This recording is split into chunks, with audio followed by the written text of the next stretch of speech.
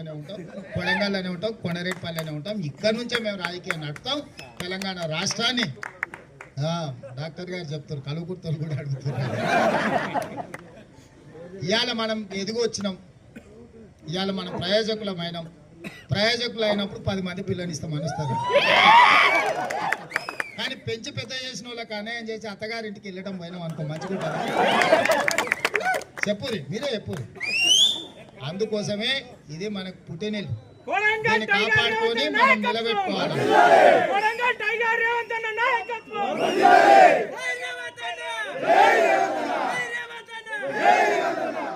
అందుకే మిత్రులారా, మా శరణప్యం గట్టిగా స్లోగన్ ఇస్తున్నాడు.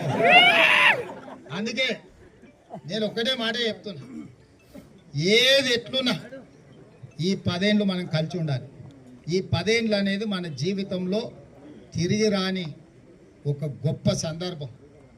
75 ఏళ్ళు చూసిండ్రు, మళ్ళొచ్చే 100 ఏళ్ళు కూడా ఈ కొడంగల్కి ఇట్లాంటి అవకాశం వస్తుందని నేను అనుకుంటలేను. మీరు ఊహించి చూడండి, ఎవరైనా లీడర్ పుట్టి పెరిగి ఒక పెద్ద లీడర్ అయి ఈ రాష్ట్రానికి నాయకత్వం వహించడానికి ఏమన్నా దూరంగానన్నా ఏమన్నా కనిపిస్తుందా?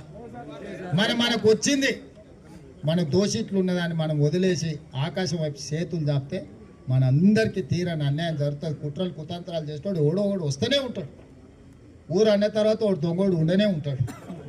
మనం అప్రమత్తంగా ఉండాల్సిందే తప్ప మనం అజాగ్రత్తగా ఉండి 2018 కూడా ఏమైంది?